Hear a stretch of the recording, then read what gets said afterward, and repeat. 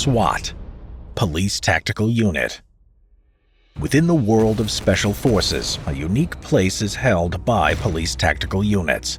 A specialized unit within a police force, they more often resemble tactically equipped soldiers rather than a normal street police officer. These units are trained to handle situations beyond the capabilities of standard police departments. Using military-grade weaponry and equipment, these tactical units are able to tackle counter-terrorism operations, hostage situations, search and arrest warrants, and other dangerous situations that are threatening public order. Over the past few decades, many of these distinctive units have become world-renowned fighting forces. These include the French GIGN, the German GSG-9, Israeli Yamam, the Russian Spetsnaz, the Brazilian BOPE, and the Mexican GOPES. However, the very first of these tactical units was founded in the United States in the 1960s. Named SWAT, it's now synonymous across the globe, so much so that it's often used as a universal term for these specialized police units.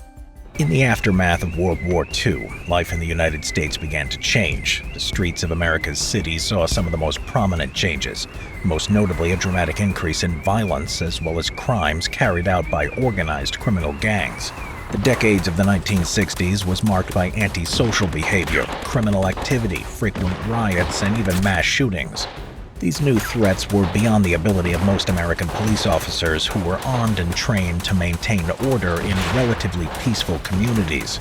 It was quickly realized that police units that were specially trained to handle these dangerous and volatile situations were desperately needed after events such as the 1966 shooting in Austin, Texas by Charles Whitman, an ex-Marine who fired down on the general public from an observation platform on top of the University of Texas's main tower, killing and wounding many people before being shot dead by police himself. There were also the mass riots in California to contend with.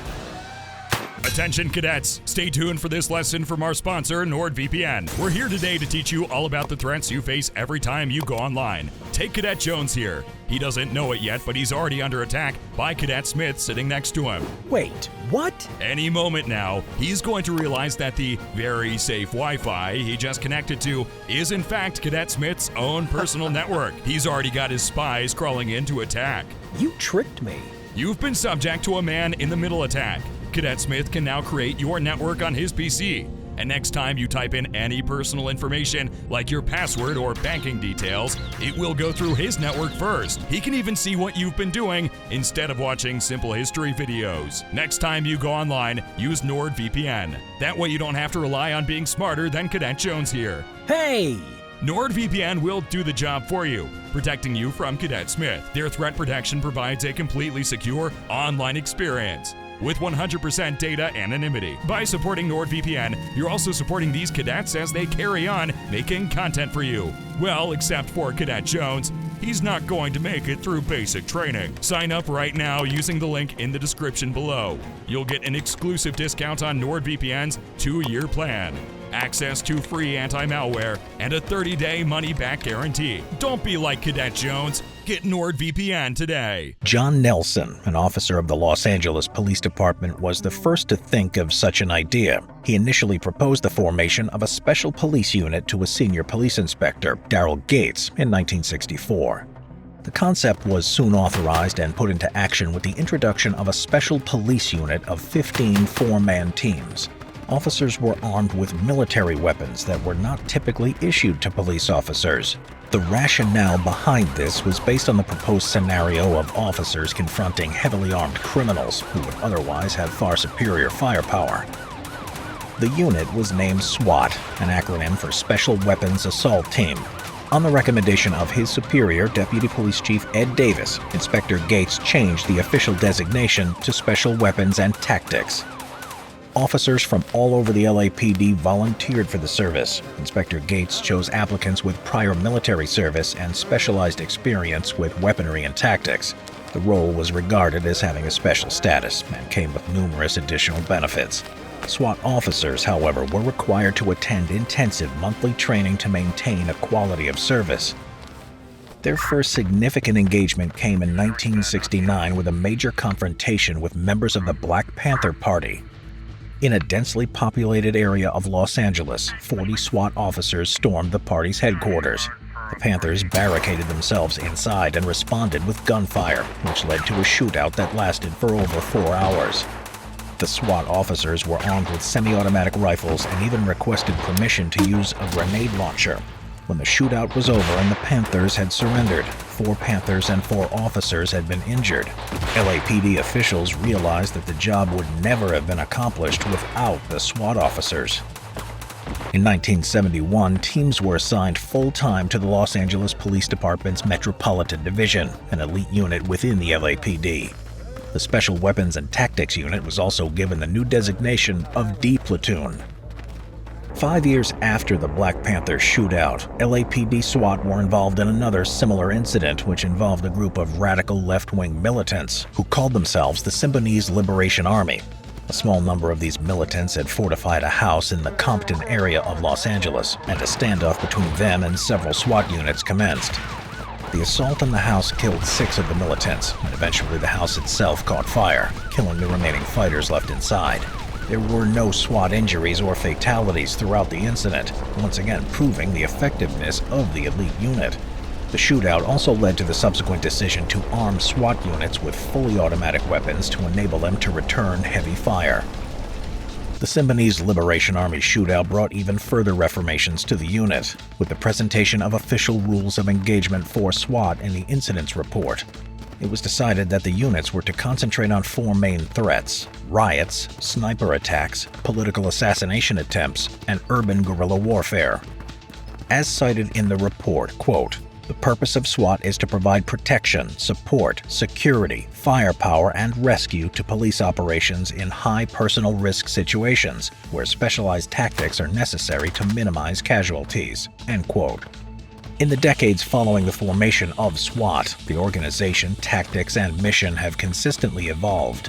For example, the war on drugs was the primary focus of SWAT operations in the 1980s and 1990s, and continues right up to the present day.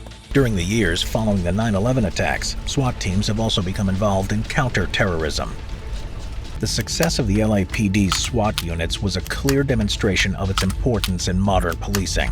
From the 1970s onwards, many other police departments across the country adopted their own special operation units. This also included the FBI and military police. Uniforms.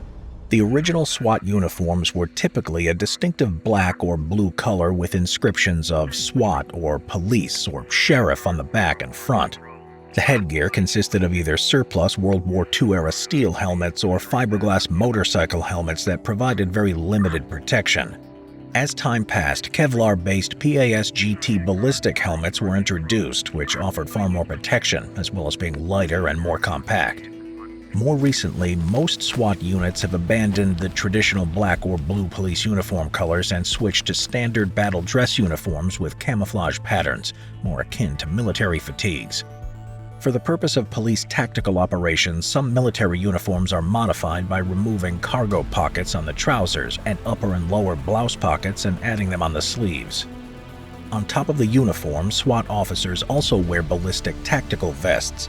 While fairly bulky, they offer all the protection required for missions in hostile environments. Weapons. The first SWAT teams generally used M1 carbines, mass-produced in World War II and therefore readily available. A landmark weapon of the units, however, was the Heckler & Koch MP5 submachine gun. This delayed blowback roller-locked system weapon was extremely reliable and suitable for clearing of cramped interiors. Even so, the weapon had one major flaw. It had a considerably low stopping power, only firing 9mm rounds. Thus, it began to fall out of favor and was instead replaced with the 5.56mm round carbines, namely the Colt CAR-15 and the M4. Shotguns have also been a stable weapon of the U.S. police forces since the very earliest days of law enforcement. SWAT teams have made equal frequent use of them for their heavyweight firepower. Many units carried Remington 870 shotguns. However, from the late 1980s, these were largely replaced with the more modern, Italian-made semi-automatic Benelli M1 shotguns. These weapons were almost always used in tandem with assault rifles due to the limited range of the shotgun. SWAT sniper teams usually use the American-made Remington 700P, the police version of the bolt-action center-fire rifle. Each SWAT team member also has a pistol holstered to their side. These are usually semi-automatic pistols, for example the Colt M1911 pistol series, Beretta 92 pistols, Sig Sauer P226 and P229, and the FN57. Due to the special conditions of the mission, SWAT teams also make frequent use of non-lethal weapons. Depending on the scenario, they have access to tasers, tear gas, pepper spray canisters, pepper ball guns, shotguns loaded with beanbag rounds, stinger grenades, and flashbang stun grenades. Formation.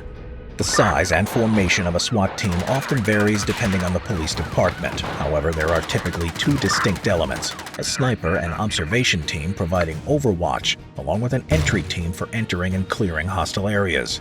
The number of men in each SWAT team is also generally divided into three types: 4-man, 6-man, and 8-man.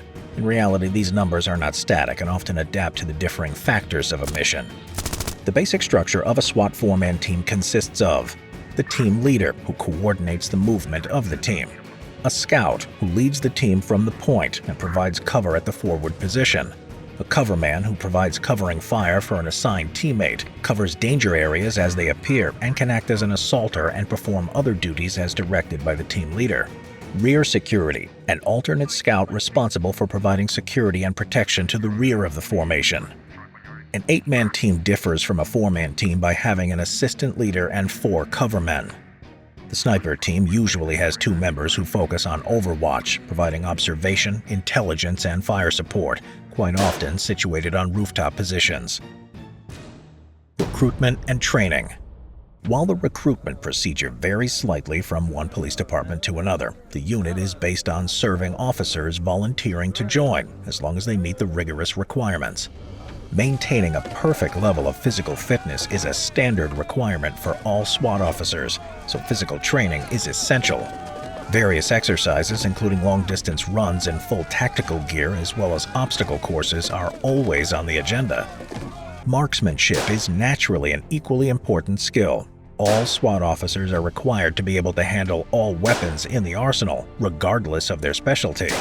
In addition, they're required to be a master marksman. To achieve this, the officers regularly spend many hours practicing firing in realistic scenarios, identifying hostile and non-hostile targets, and firing into barricaded rooms. Individual training, team exercises, or simulations of combat situations are also given great attention.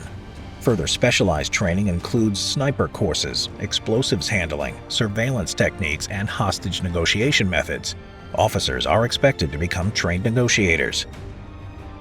Weaponry and equipment play a vital role in the effectiveness of these SWAT units. However, it's often stressed that a well-functioning unit only comes together when strong team unity is established. As the saying goes, a chain is only as strong as its weakest link.